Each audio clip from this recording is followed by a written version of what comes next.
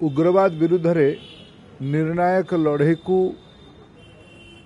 एक उच्च स्तर को नवापाई ऑपरेशन सिंदूर रो सफलता पाई मु ओडिशा तरफरु आमर भारतीय सैन्य शक्ति को आकाश बाहिनी नौबाहिनी पदातिक बाहिनी तथा कंबाइंड डिफेंस फोर्स को तथा देशर विश्वसनीय नेतृत्व प्रधानमंत्री नरेंद्र मोदी को कृतज्ञता ज्ञापन करुछि।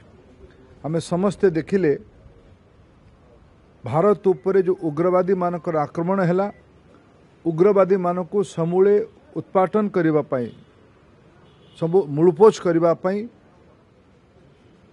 6 राति 7 सकाळे भोर रे पाकिस्तान सीमा भितरे पीओके को टपिकी 9टी उग्रवादी आड़ा को ध्वस्त करागला।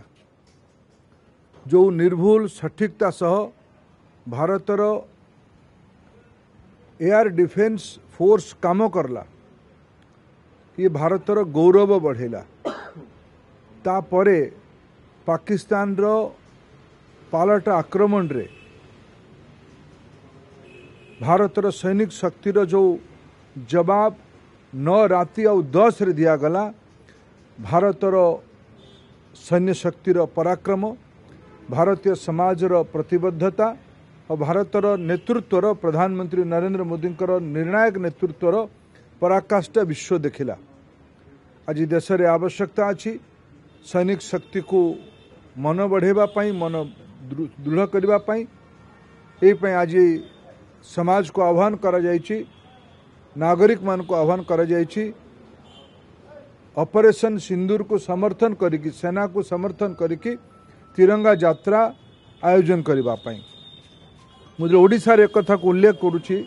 ओडिशा रे आम समस्तंकर मन आहुरी उत्फुल्लित होउछि कुंढेमुठ होउछि जेतेबेले आज खबर कागज रे आमे समस्ते पढ़िबार अवसर हैला जे हमर गोपालपुर रो आर्मी एयर डिफेंस कॉलेज रु जोटा क्षेपणास्त्र परीक्षण केंद्र प्रशिक्षण केंद्र से कॉलेज रु गत काली एक नुआ मिसाइल जार ना भार्गवास्त्र बोली सेना तरफ नामित करा जायछि।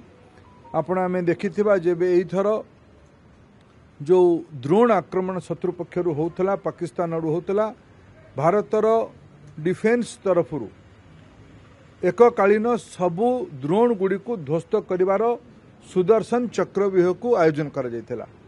ताठू आधुनिक आम ओडिशा भूमि रे परीक्षा हेतिबा गोपालपुर परीक्षा हेतिबा भार्गवास्त्रर सफल क्रियान्वयन पाई प्रयोग पाई परीक्षा पाई मु भारतर डीआरडीओ तथा company solar defence aerospace limited को शुभेच्छा जनाऊँगी। भारतर सैनिक शक्ति ए प्रकार अत्याधुनिक अस्त्र शस्त्र को मिसाइल को सज्जित कर आज देश जहाँ गौरवान्वित होउछि। ओडिशावासी भी आमे गौरवान्वित।